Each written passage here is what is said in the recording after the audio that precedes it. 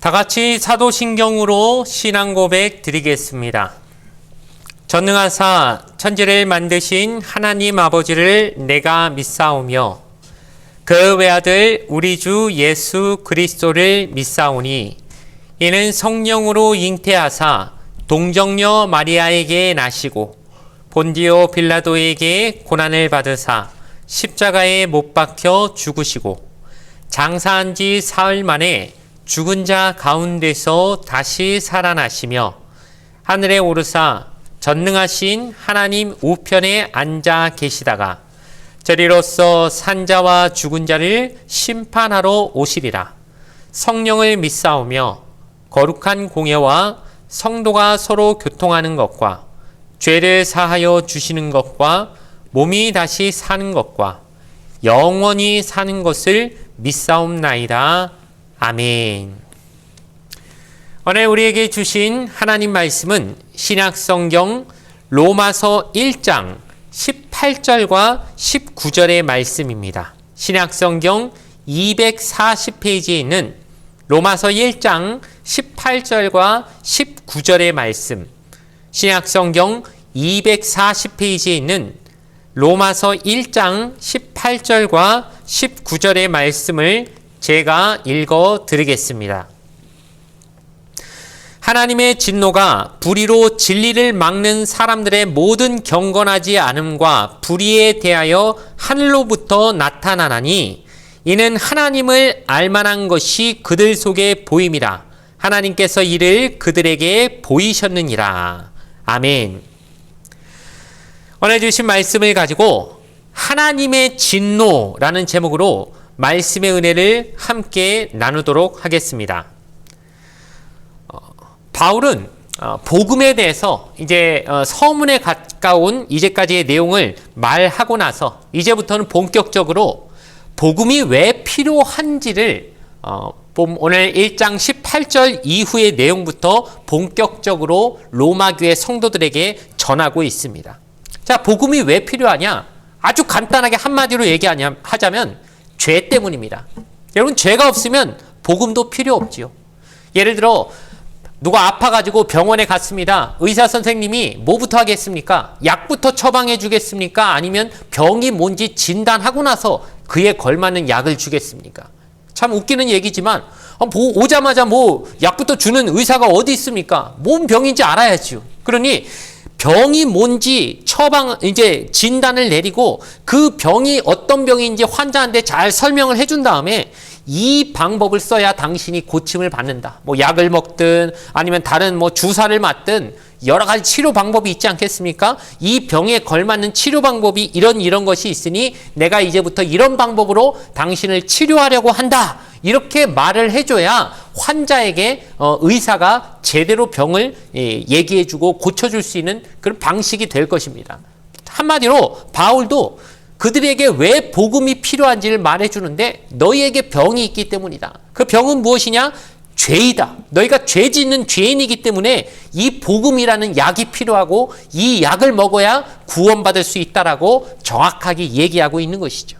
그러니 그들이 무슨 죄를 지었는지 이제 조목조목 가르쳐줘야 그들이 인정을 하고 맞습니다. 그거 제가 지은 죄 맞습니다. 인정하고 회개를 해야 죄의 고침을 받을 수 있으니까 그들이 지은 죄를 바울이 이제부터는 나열하고 열거하지 않을 수 없는 겁니다. 남의 죄를 지적질해서 좋은 사람 누가 있겠습니까? 그런데 이렇게 죄를 조목조목 지적질하지 아니하면 틀림없이 우리 인간은 딱 지금 본성상 너 죄 졌다 해도 분명히 부정할 것이기 때문에 여러분 그렇지 않습니까? 누가 너 죄인이다. 너 이런 죄 졌지? 라고 말해가지고 처음부터 그냥 맞다라고 하는 사람 별로 없습니다. 다 그냥 어떻게든 피하고 거짓말하고 안 졌다고 발뺌하고 그러려고 하지. 그러니 바울이 지금 그들에게 너희에게 복음이 필요한 이유는 너희가 이런 죄를 지었기 때문이라고 말하지 않을 수 없는 상황이 된 것입니다.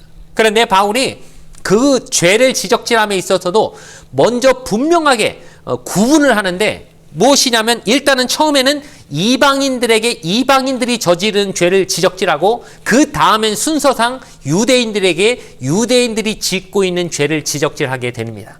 이 왜 그럴까요? 우리가 뭐 학교에서 어떤 학생이 예를 들어 선생님이 너희 녀석 왜 이런 짓을 했어 하고 혼을 내더라도 본인이 지은 잘못 때문에 혼이 나야 그것이 맞습니다 선생님 제가 그런 잘못했네요 죄송합니다 이렇게 말하지, 아무리 물론 죄는 잘못을 짓긴 지었다 치더라도 가만히 들어보니까 그건 제가 한 거 아닌데요, 제가 그 잘못은 안 했는데요, 하지도 않은 잘못으로 혼나면 기분 나쁘고 억울하지 않겠습니까? 그러니 바울도 정확하게 구분해가지고 일단은 이방인들에게 너희는 이런 죄를 짓고 있어, 그 다음에 유대인들에게는 유대인 너희는 이런 죄를 짓고 있어 하면서 짓고 있는 죄도 이방인과 유대인이 서로 다른 종류로 짓고 있으니까 딱 자기들이 지은 죄에 정확하게 그 죄 때문에 벌 받는다는 걸 얘기해 주기 위해서 죄도 정확하게 구분해서 지적하고 있다는 것을 우리는 꼭 기억해야 할 것입니다.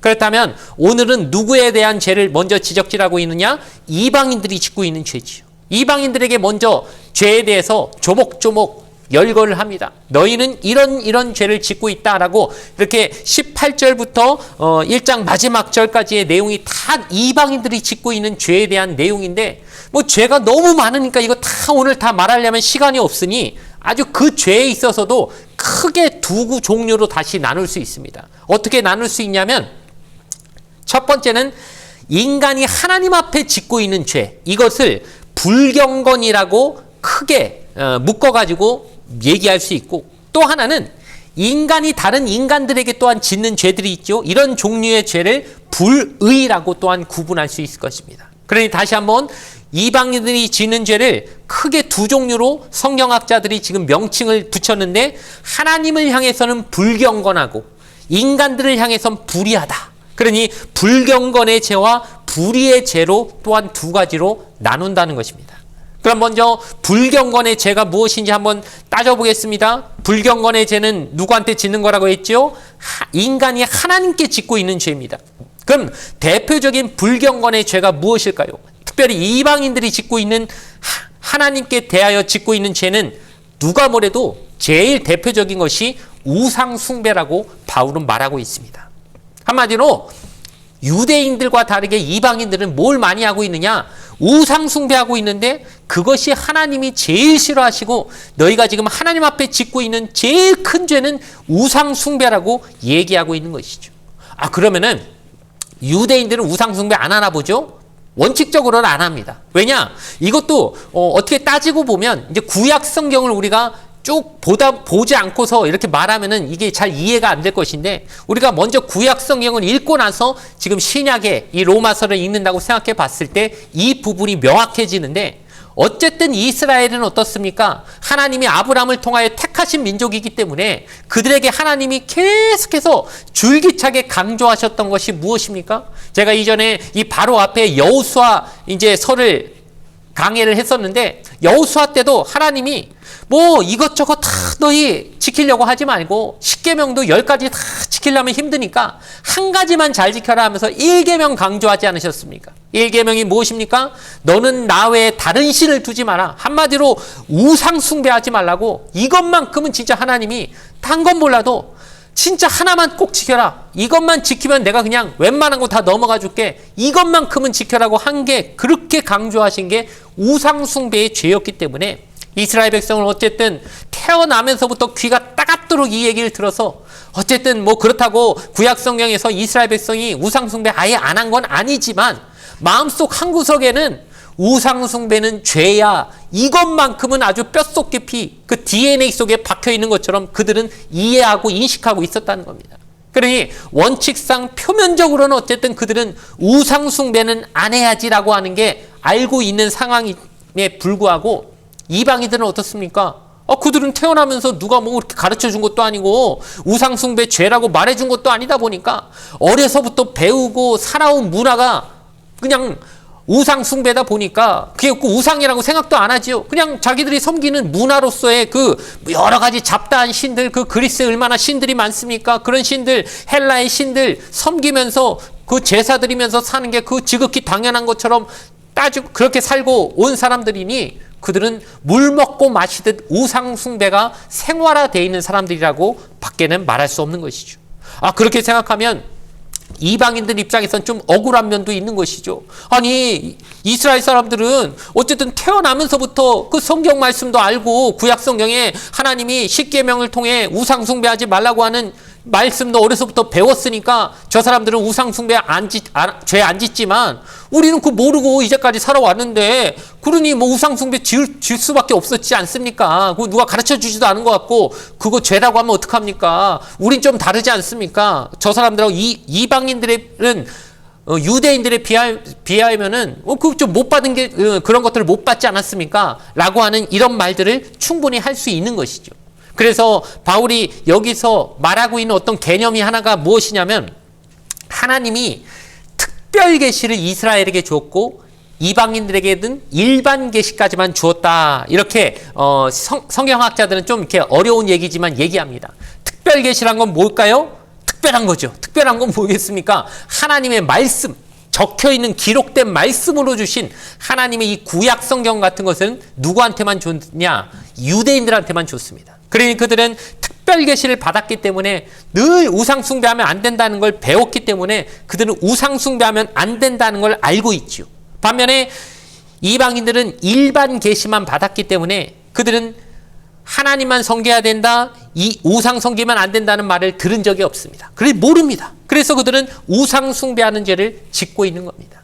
그런데 바울은 여기서 뭐라고 말하냐면, 하나님이 그들을 어떻게 하셨느냐? 우상 숭배하는 그들을 내버려 두셨다고 얘기합니다. 즉 이스라엘 백성은 우상 숭배하면 하나님이 가만히 있는 게 아니라 그냥 뭐 이방인들을 몽둥이로 사용하셔서 하나님이 왜 우상 숭배하지 말랬는데 너희 하나님 말 안 들어 하면서 마치 바벨론 몽둥이, 아수르 몽둥이 하면서 이방인들에게 호되게 징계를 당해서라도 하나님이 우상 숭배 못하게 징계하셔서 뜯어 고치셨지만 이방인들에겐 그렇게 안 하셨다는 거죠.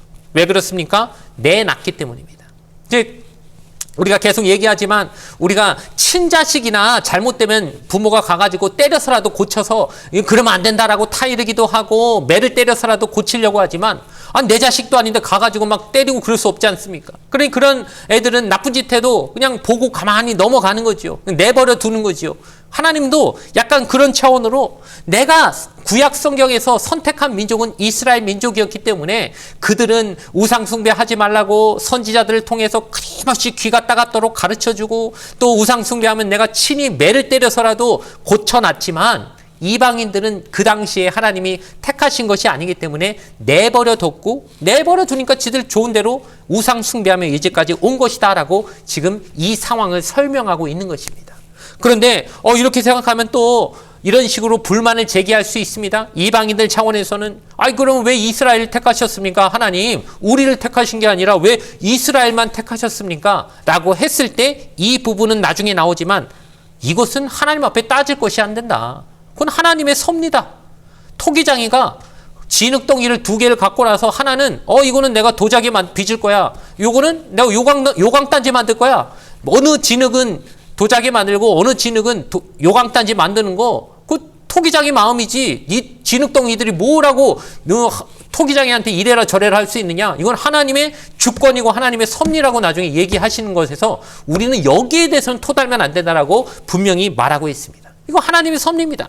하나님이 유대인들을 택하시고 유대인들을 선택하신 것은 하나님의 철저한 섭리였다는 것이죠. 하지만 그렇다고 해서 이방인들이 거기다 대고 그럼 우리는 택하지도 않으셨고 특별 계시도 안 주셨으니까 하나님 우상 숭배하는 것도 우리한테 뭐라고 죄라고 하지 마십시오. 우린 배운 적도 없고 그건 잘못된지도 모르고 이제까지 지은 죄니까 여기에 대해서는 우리가 우리 마음대로 살아도 우리 벌 주면 안 됩니다. 절대 그렇게는 말할 수 없는 것이 무엇이냐면, 하나님이 그럼에도 그들 안에 나중에 2장에 나오지만 양심이란 걸 주셨기 때문에, 양심이라는 것이 하나님이 이거는 죄라고 하는 것을 느낄 수 있게끔 하나님이 이미 주셨다고 얘기합니다. 그러니 너희가 짓는 죄가 따지고 보면 다 스스로 양심을 속이고 지금 짓고 있는 것이기 때문에 문제다라고 얘기하는 것이죠. 그래서 여기서 다시 이제 연결되는 죄가 무엇입니까? 이제까지는 하나님 앞에 짓는 불경건의 죄를 얘기했습니다.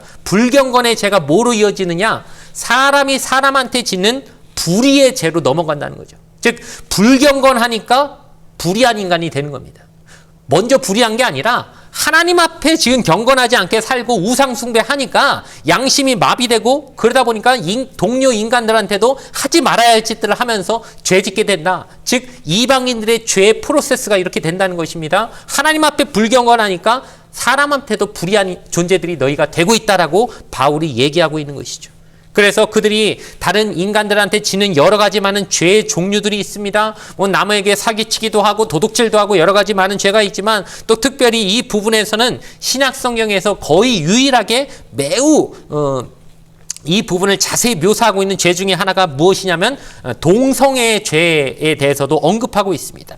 하나님이 사람에게 주신 본성대로 사는 것이 아니라 이것을 거스려서 하나님 앞에 짓고 있는 여러 가지 많은 잘못된 죄, 타락한 모습 중에 하나가 동성애의 모습으로도 나오고 있다라고 지금 언급하고 있는 구절이 여기서 나오는 것이죠. 즉 이런 식으로 다른 사람과의 관계를 다 깨트려버리는 이런 나쁜 죄를 짓게 되는 결과 무엇을 유발하게 되느냐? 하나님의 진노를 유발하게 된다고 얘기합니다. 왜 그들이 이렇게 됩니까? 하나님이 그들에게 주신 양심대로 살지 않고 그러다 보니까 하나님이 친자식인 유대인들은 여러 가지 많은 방식으로 구약시대에 징계를 내려서라도 잘못된 부분은 뜯어 고치려고 하셨지만 너희는 그건 아니었으니까 내가 내버려 뒀다. 내버려 두다 보니까 지 잘난 줄 알고 또 그렇게 계속 그런 식으로 살던 대로 살다 보니 결국 이렇게까지 왔다. 즉 하나님 앞에 불경건하고 우상 숭배하는 거 하나님이 너희 이방인들은 그거 가지고 뭐라고 하지도 않고 선지자를 보내지도 않고 뭐 징계 내리지도 않고 니들 맘대로 하고 싶은 대로 해봐라고 내버려 두니까 내버려 둔 대로 살다 보니 사람들한테도 이런 식으로 지 욕심대로 살고 불의를 저지르고 양심을 속이고 살게 됐고 그러니 여기까지 오게 된 것이다. 모든 결과가 이렇다. 그런데 하나님이 그럼 가만히 계속 참기만 하시냐? 그렇게 불의하게 살면 결국 하나님의 진노를 유발하게 된다고 하는 이 무서운 얘기를 결국 마지막에 바울은 말하고 있는 것이죠. 그때 그들이 하나님 앞에 핑계대면서 아유 하나님 우리한테는 우상 숭배하면 안 된다는 그런 얘기 해준 적도 없지 않습니까? 뭐 선지자를 보낸 것도 아니고 구약 성경을 우리한테 준 것도 아니고 유대인들한테나 줬지 우리는 그런 거 태어나면서 본 적도 없는데 그거 가지고 우리를 뭐라고 하시면 어떡합니까? 라고 얘기해봐야 핑계댈 수 없다고 얘기하는 것은 하나님이 그들에게도 똑같이 양심이란 걸 주셨기 때문에 양심대로 살지 않고 양심을 속이면서 죄짓고 살면은 그 부분에 대하여는 하나님이 분명히 징계를 내리신다고 하는 것. 심판을 통해 내리게 되신 진노를 통해 심판에 이르게 된다는 사실을 분명히 바울은 말하고 있습니다. 즉 이방인들이 짓고 있는 죄 때문에 그 죄의 결과로부터 돌아오려면 너희에겐 복음이 필요하다라고 바울은 최종적으로 말하고 있는 것입니다. 오늘 말씀의 결론을 조금 내리려고 하면 이렇게 이방인들이 짓고 있는 이 죄를 짓게 되는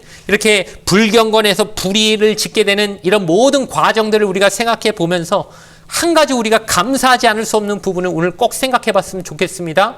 그것은 무엇이냐?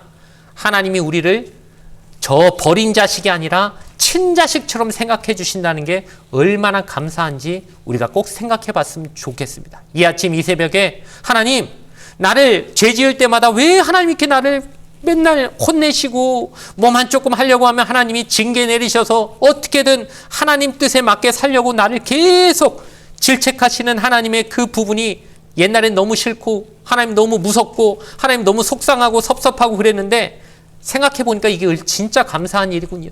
왜? 나를 친자식으로 생각하시니까 이렇게 하시는 거 아니겠습니까? 내버려 두시고 버린 자식처럼 두셨으면 내가 잘못하든 안 하든 하나님 신경조차 안 쓰셨을 것인데 그게 아니라 하나님은 나를 유대인들 친자식 하나님이 이렇게 이제는 택하신 자로서 인정해 주시니까 하나님이 이렇게 잘못될까 봐 늘 노심초사하시면서 잘못하면 종아리 걷어라고 회초리 때리시고 나를 어떻게든 또 질책도 하시고 막 깨우쳐 주시는 이 모든 게 하나님의 은혜고 감사구나. 그거 싫다고 하나님 아유 나 좀 내버려 두려고 진짜 내버려 두면 큰일 나는 겁니다. 하나님이 나 안 내버려 두신 게 진짜 감사한 은혜다. 꼭 기억하시고 그렇게 고백하실 수 있는 저와 여러분 되기를 주님의 이름으로 간절히 축원을 드리겠습니다. 잠시 기도드리겠습니다. 좋으신 아버지 하나님 감사합니다. 생각해보면 우리가 하나님 앞에 받은 은혜가 너무 귀한 것인데 우리가 그걸 늘 원망과 불평의 재료로 사용했던 것을 이 시간 고백합니다. 하나님이 나를 너무 사랑하셔서 잘못될까봐 때리기도 하시고 싸매기도 하시고 혼내기도 하시고 그게 다 나를 진짜 자식으로 생각해서 사랑하셔서 하고 있는 것인데 우린 그 관심이 귀찮아서 사춘기 아이처럼 하나님 앞에 늘 불평하고 원망하고 제발 관심 좀 끄시라고 내 마음대로 살게끔 내두시라고 그런 식으로 하나님 앞에 따지고 원망하지 않았는지 다시 한번 돌아봅니다. 주님, 나를 버린 자식, 내버려 두신 자식이 아니라 하나님의 사람으로 하나님의 소유로 인정하시고 받아들여 주시니 너무 감사합니다. 하나님의 그 은혜, 그 관심 정말 사랑으로 받아들이고 인정하며 오늘도 감사함으로 그 은혜 안에 살기로 노력하고 다짐하는 하나님의 사람들 되게 하여 주시옵소서. 감사드리며 예수님의 이름으로 기도드리옵나이다. 아멘. 주기도문으로서 예배를 모두 마치겠습니다. 하늘에 계신 우리 아버지여, 이름이 거룩히 여김을 받으시오며 나라가 임하시오며 뜻이 하늘에서 이루어진 것 같이 땅에서도 이루어지이다. 오늘 우리에게 일용할 양식을 주시옵고 우리가 우리에게 죄 지은 자를 사하여 준 것 같이 우리 죄를 사하여 주시옵고 우리를 시험에 들게 하지 마시옵고 다만 악에서 구하시옵소서. 나라와 권세와 영광이 아버지께 영원히 있사옵나이다. 아멘.